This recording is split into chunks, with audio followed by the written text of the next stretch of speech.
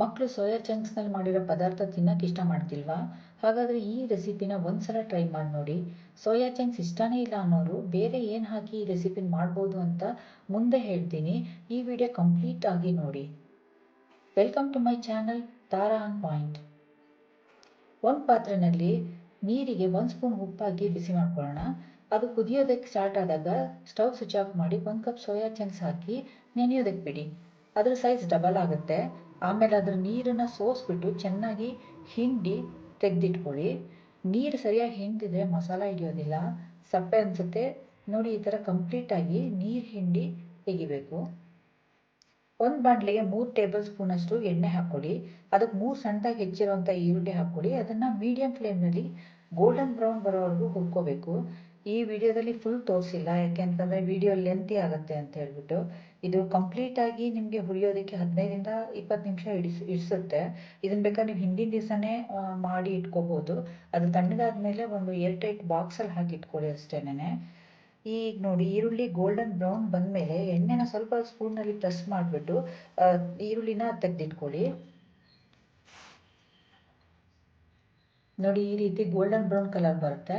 ನಂತರ ಒಂದು ಮಿಕ್ಸಿ ಜಾರ್ಗೆ 5 ಹಸಿರು ಮೆಣಸಿನ್ಕಾಯಿ, 4 ಬೆಳ್ಳುಳ್ಳಿ ಹೆಸರು, 1 ಇಂಚು ಶುಂಠಿ ಹಾಕಿ ರುಬ್ಕೊಳ್ಳಿ.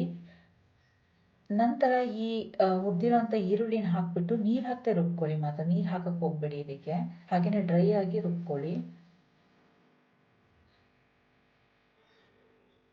ಈಗ ಸೋಯಾ ಚಂಕ್ಸ್ಗೆ 1 ಕಪ್ ಮೊಸರು, ರುಬ್ಕೊಂಡಿರುವಂಥ ಈರುಳ್ಳಿ ಪೇಸ್ಟು, ಅರ್ಧ ಟೀ ಸ್ಪೂನ್ ಜೀರಿಗೆ ಪುಡಿ, 1 ಟೀ ಸ್ಪೂನಷ್ಟು ಧನಿಯಾ ಪುಡಿ, 1/4 ಟೀ ಸ್ಪೂನ್ ಅರಿಶಿನ ಪುಡಿ, ಅರ್ಧದಿಂದ 1 ಟೀ ಸ್ಪೂನಷ್ಟು ಖಾರದ ಪುಡಿ, ಅರ್ಧ ಟೀ ಸ್ಪೂನ್ ಗರಂ ಮಸಾಲ, ಅರ್ಧ ಟೀ ಸ್ಪೂನ್ ಕಸೂರಿ ಮೇಥಿ, ಹಾಗೆ ಸ್ವಲ್ಪ ಹೆಚ್ಕೊಂಡಿರೋಂಥ ಕೊತ್ತಂಬರಿ ಸೊಪ್ಪು ಹಾಕ್ಬಿಟ್ಟು ಚೆನ್ನಾಗಿ ಕಲಸಿಡಿ.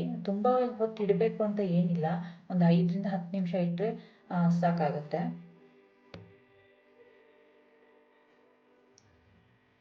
ಈಗ ಅದೇ ಈರುಳ್ಳಿ ಹುರಿದಿರೋಂಥ ಎಣ್ಣೆಗೆ, ಮಿಕ್ಕಿರೋಂಥ ಎಣ್ಣೆಗೆ ಒಂದು ಈರುಳ್ಳಿನ ಸಣ್ಣದಾಗಿ ಹೆಚ್ಚಿಬಿಟ್ಟು ಹಾಕ್ಕೊಳ್ಳಿ. ಸ್ವಲ್ಪ ಹಸಿ ಸ್ಮೆಲ್ ಹೋಗೋ ತನಕ ಹುರ್ಕೋಬೇಕು. ನಂತರ ಈ ಕಲಸಿಟ್ಟಿರೋಂಥ ಸೋಯಾ ಚಂಕ್ಸ್ ಮಸಾಲಾನ ಹಾಕಿ ಸ್ವಲ್ಪ ಬಾಡಿಸ್ಕೊಳ್ಳಿ. ಉಳಿದ ಮಸಾಲೆಗೆ ನೀರು ಹಾಕ್ಬಿಟ್ಟು ಅದನ್ನು ಸಹ ಇದ್ರ ಜೊತೆಗೆ ಸೇರಿಸ್ಕೊಳ್ಳಿ.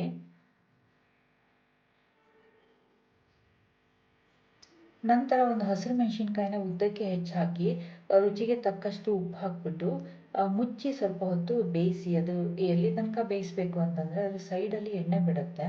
ಆವಾಗ ನಿಮಗೆ ಅದು ಮಸಾಲೆ ರೆಡಿ ಆಗಿದೆ ಅಂತ ಹೇಳ್ಬಿಟ್ಟು. ನೋಡಿ, ಇಲ್ಲಿ ಸೈಡಲ್ಲೆಲ್ಲ ಎಣ್ಣೆ ಬಿಟ್ಟಿದೆ. ಇದನ್ನು ನಾನು ಇನ್ನೊಂದು ಸ್ವಲ್ಪ ಹೊತ್ತು ಬಾಡಿಸಿದ್ದೀನಿ, ಇನ್ನೊಂದು ಸ್ವಲ್ಪ ತಿಕ್ ಮಾಡಿದ್ದೀನಿ. ಇದನ್ನು ನೀವು ರೈಸ್ಗೆ, ಚಪಾತಿಗೆ ಇಲ್ಲ ರೊಟ್ಟಿಗೆ ಸಹ ಯೂಸ್ ಮಾಡ್ಕೋಬೋದು. ಸೋಯಾ ಚಂಕ್ಸ್ ಇಷ್ಟನೇ ಇಲ್ಲ ಅಂದರೆ ಅದ್ರ ಬದಲಿಗೆ ನೀವು ಪನ್ನೀರ್ ಇಲ್ಲ ಅಂತಂದರೆ ಮಶ್ರೂಮನ್ನು ಶಾಲೋ ಫ್ರೈ ಮಾಡಿಬಿಟ್ಟು ಅದನ್ನು ಪನ್ನೀರ್ ಆದರೆ ಅದನ್ನು ಸ್ವಲ್ಪ ಹೊತ್ತು ಬಿಸಿನೀರಲ್ಲಿ ನೆನೆಸಿಟ್ಬಿಟ್ಟು ಆಮೇಲೆ ಯೂಸ್ ಮಾಡಿ. ಇಲ್ಲಾಂದರೆ ಆಲೂಗೆಡ್ಡೆನೂ ಸಹ ಫ್ರೈ ಮಾಡಿಬಿಟ್ಟು ಹಾಕ್ಕೋಬೋದು. ಈ ವಿಡಿಯೋ ಏನಾದರೂ ನಿಮಗೆ ಇಷ್ಟ ಆಯಿತು ಅಂದರೆ ಲೈಕ್ ಮಾಡಿ, ಶೇರ್ ಮಾಡಿ, ಹಾಗೆ ಸಬ್ಸ್ಕ್ರೈಬ್ ಮಾಡಿ.